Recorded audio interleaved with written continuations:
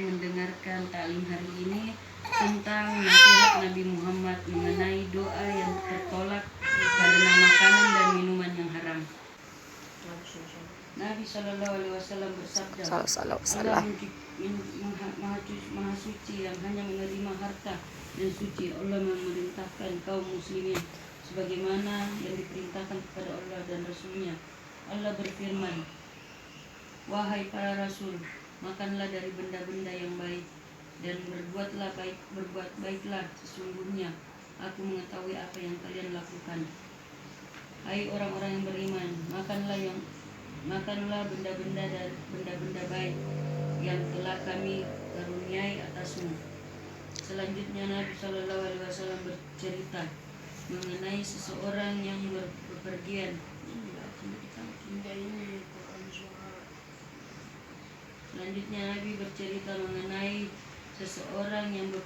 Jauh, doa musafir yang dikabulkan. Dengan rambut kusut, pakaian penuh debu, menggambarkan kesusahannya. Kedua tangannya menengadah ke atas sambil berkata, Ya Allah, Ya Allah. Tetapi ia memakan makanan haram, minumannya haram, pakaiannya pun jadi hasil yang haram. Lalu bagaimana doanya akan dikabulkan? Faedah: banyak orang-orang yang merasa risau mengapa doa-doa kaum muslimin tidak dikabulkan oleh Allah. Dari hadis di atas dapat diketahui penyebabnya.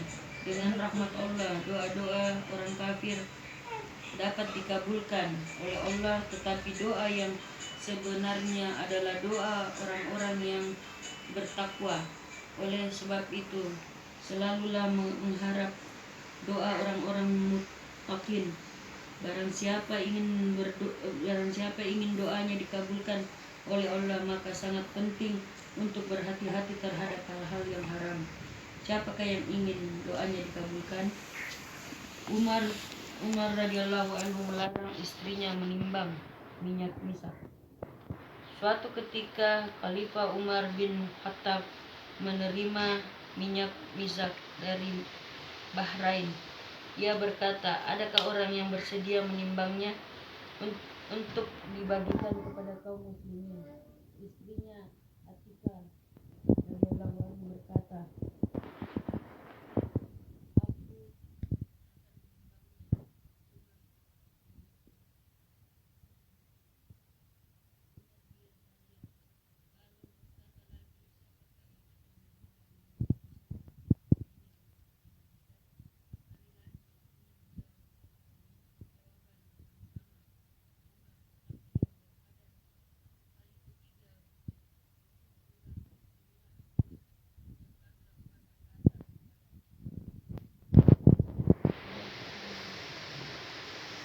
aku tidak suka jika engkau menyentuh minyak kasturi itu dengan tanganmu ketika engkau meletakkannya di timbangan, karena minyak itu akan menempel di tanganmu lalu engkau akan menyapukannya ke badanmu.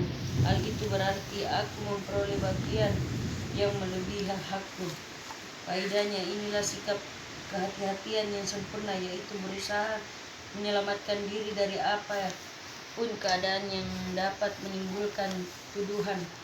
Padahal siapapun yang menimbang minyak kasturi itu tentu akan terkena di tangan, dan tidak ragu lagi bahwa hal itu dibolehkan. Walaupun demikian, Umar melarang istrinya berbuat demikian. Yang artinya kasturi itu harum kita, jadi kalau kapan tersentuh di tangannya, harum di badannya, pasti membuat dosa toh, karena banyak yang cium.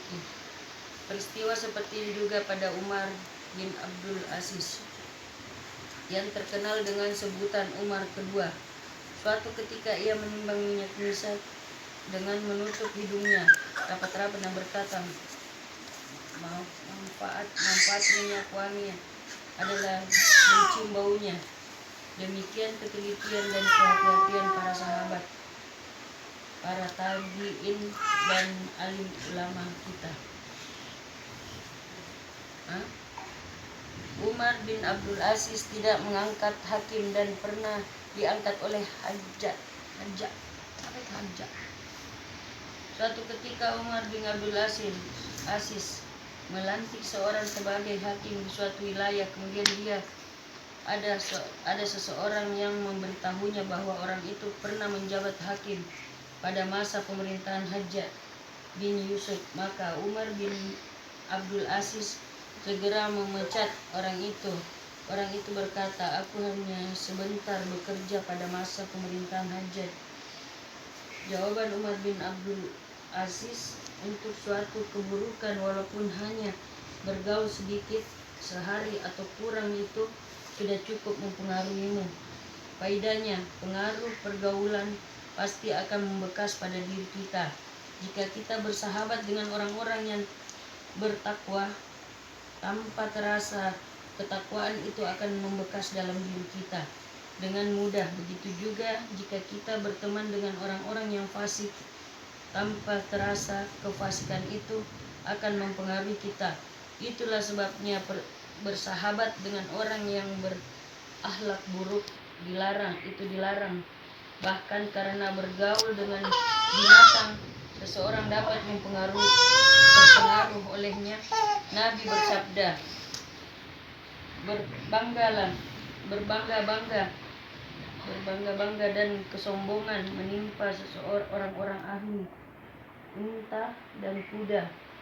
Pengembala kambing akan bersifat lembut. Sabda Nabi lainnya, permisalan bergaul dengan orang soleh seperti duduk di samping penjual minyak wangi. Walaupun tidak mendapatkan minyak mis, baunya tentu akan mengenai dirinya. Sebaliknya, bergaul dengan orang yang buruk akhlak seperti duduk di dekat dapur, walaupun tidak terbakar apinya, asap tentu akan mengenainya. Sekian